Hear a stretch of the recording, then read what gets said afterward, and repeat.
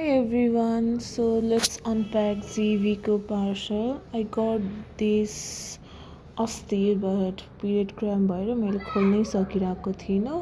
So finally I'm fine र I'm going to unpack this.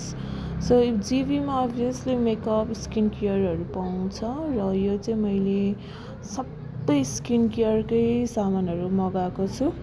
So I'll show you one by one है त.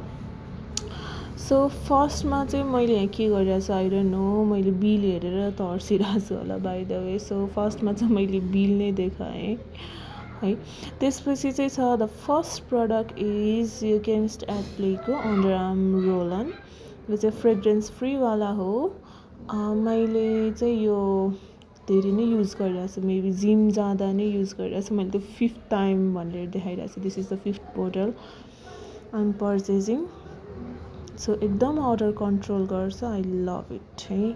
अनि अर्को product छ केमिस्ट एट प्लेबाटै बडी एक्सपोलिएटिङ बडी वास. यो चाहिँ एकदम राम्रो स्मेल आउँछ.